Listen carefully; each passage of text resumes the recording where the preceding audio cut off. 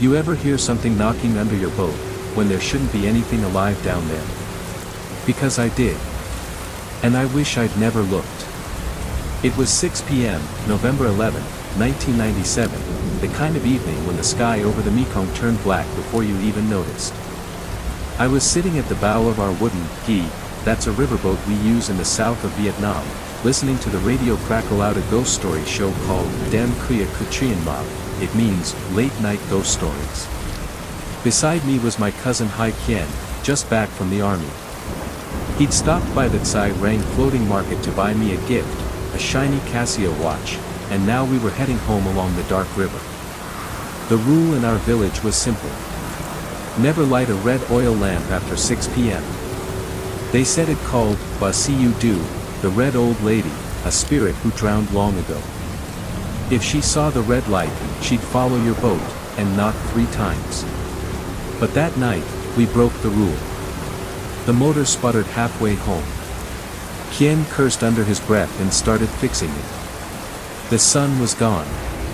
The water turned black, like spilled ink. I could see nothing but our reflection, and the trembling red glow of his Den Dao Du, a red oil lamp, made from recycled glass and kerosene. Just for a minute, he said. He struck a match. The lamp flickered to life. And the river stopped moving. No wind. No frogs. Even the crickets went silent, like something had sucked the sound out of the air. Then I saw it. Under the boat, in the rippling reflection, a pale face, white as rice paper, drifting just below the surface.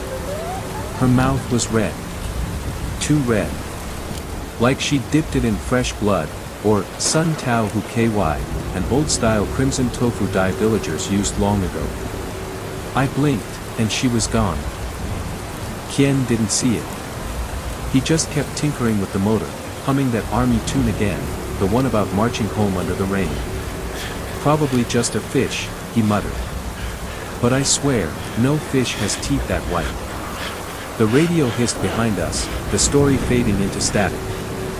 Then came 3 slow, hollow knocks, thud, thud, thud. Not on the side. From underneath. Kien froze. I whispered, unplug the lamp. He didn't.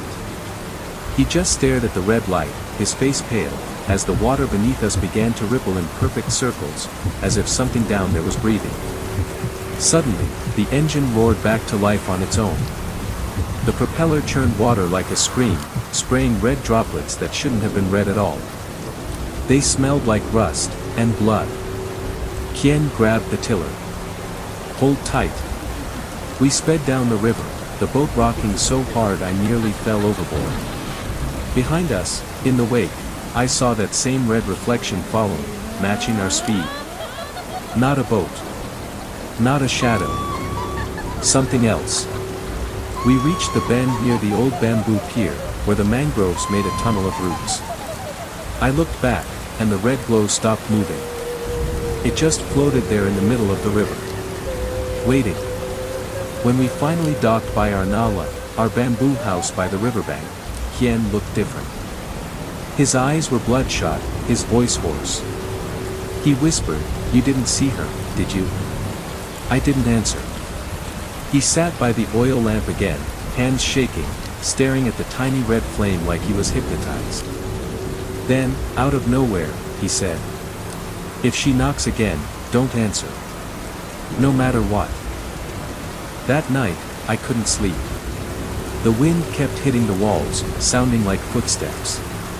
And just before midnight, the boat outside started knocking again. Thud. Thud. Thud. 3 times. They say if a spirit knocks once, it's a warning. Twice, it's a death. But the 3rd time, it's already inside. That night after the first knocking, my cousin Kien refused to talk. He just sat there by the red lamp, eyes hollow, lips moving like he was praying to something that wasn't God. I thought maybe the war had broken him worse than I knew. Until I heard the second knocking. This time it didn't come from under the boat. It came from the riverbank. 3 slow hits, thud, thud, thud, like someone tapping on wet wood with fingernails instead of knuckles. I grabbed the flashlight. But when I pointed it toward the water, the light died, the batteries completely drained. The red lamp flickered again, even though we hadn't touched it. Next morning, we went to see Old Man Tam Den, they called him the Lantern Keeper. He lived alone by the river shrine, surrounded by jars of old oil and broken boat lanterns. They said he'd once helped ferry souls of drowned soldiers home. He looked at us, squinting through his cataract eyes, and said, "The Red Lady's not after your life, boy. She's after her son's burial robe."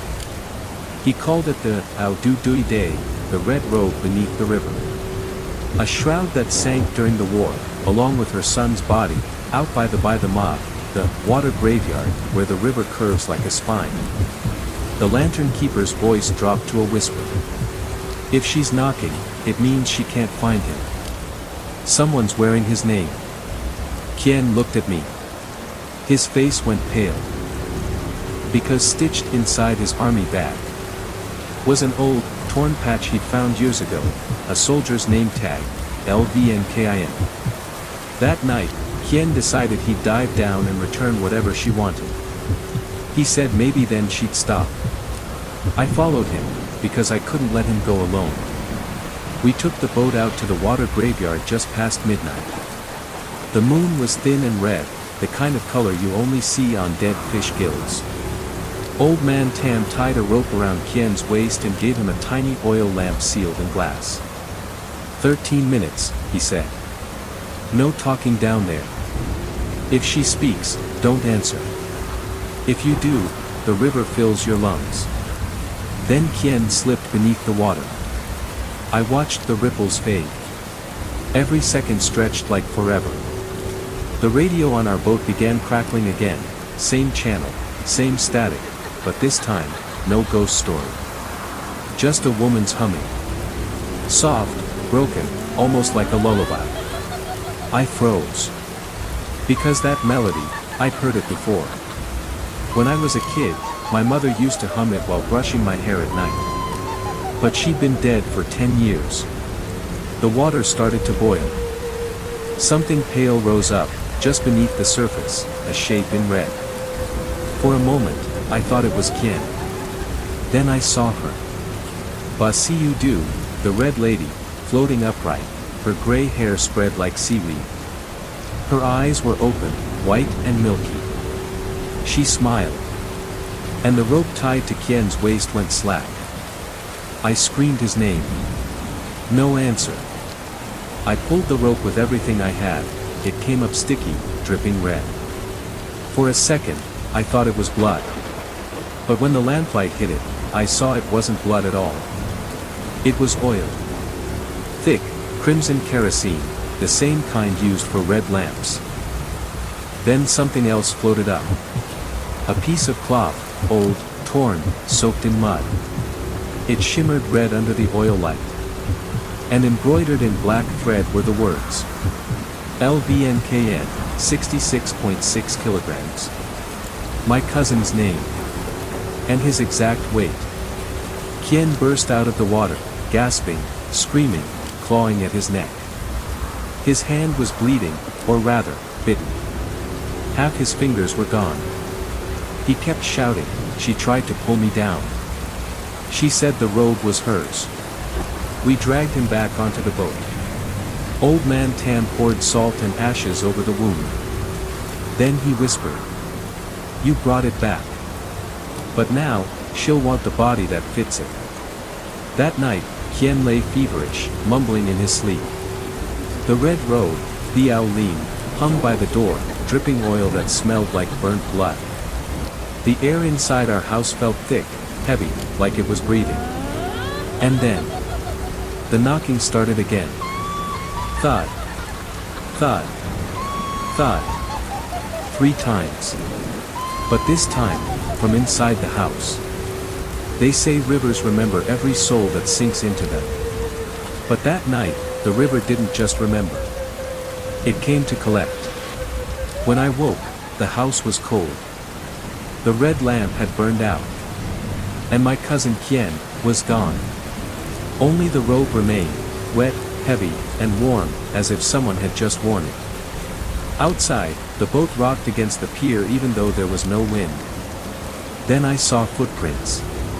Bare. Leading from the house down to the water. I followed them. Mist hung over the river like breath on a mirror. And there he was, standing at the bow of the quay, the red robe clinging to him like a second skin. The oil lamp glowed beside him, floating in the air as if held by invisible hands. "Kien," I whispered. He turned slowly. His eyes were open, but he wasn't there. He said, "She's waiting." His voice wasn't his. It was two voices, his and an old woman's, speaking in perfect unison. Behind him, the water bulged, and something surfaced, a black coffin, half-rotten, drifting upward from the depths like it had been waiting for decades. The river made room for it, the current pulling back as if in respect. Old Man Tam appeared at the pier, holding a lantern with white flame, Den Dao Trang, the only kind said to drive away spirits. He shouted, "Don't let him lie in it. If he does, the Red Lady takes him forever." I ran toward the boat, but the river turned against me. The water rose like hands, dragging me down to my knees. Kien stepped into the coffin. The red robe gleamed under the moonlight, the embroidered name glowing, LVNKIN, 66.6 kilograms. He lay down, calm as if going to sleep. Then the Red Lady appeared beside him, half her face young, half a skull. Her hair floated around her like dark smoke. I screamed, "Take me instead." The Red Lady looked at me, eyes like two hollow lanterns. Then she smiled. "You already did," she said. The river mirror rippled, and I saw my reflection wearing the same red robe. My breath froze. Old Man Tam threw his white lantern onto the coffin. It shattered, flames spilling like milk and light. For a second, the Red Lady shrieked, her body melting into red foam, skin sliding off like wax. The coffin cracked open, swallowing her scream. Kien's body jerked once, then went still. When dawn came, the river was calm again. The black coffin was gone. So was Kien. Only the red robe remained, drifting near the pier. But the weight embroidered on it had changed. Now it read, 66.5 kilograms. Old Man Tam burned the robe, the smoke rising in perfect circles. He said softly, "Every time she takes one, the river loses a breath. One day, it'll stop breathing." Then he turned to me. "If the lamp ever lights itself again, run. Don't look back." I left the village that morning. But as our new boat drifted away, I looked back one last time. The sky was red. The river, still. Then, just before the bend, the radio came alive again. That same voice. The Red Lady's voice. "Don't light the red lamp after 6 p.m. The static rose, swallowing her words, until all that was left was a heartbeat sound. Slow. Wet. Hollow. And when I looked down at the river, I saw a red flame flickering beneath the surface, far, far below. Burning steady. Like a lantern that would never go out. Final tagline, whispered tone. Light the red lamp once. And the river will remember your name forever.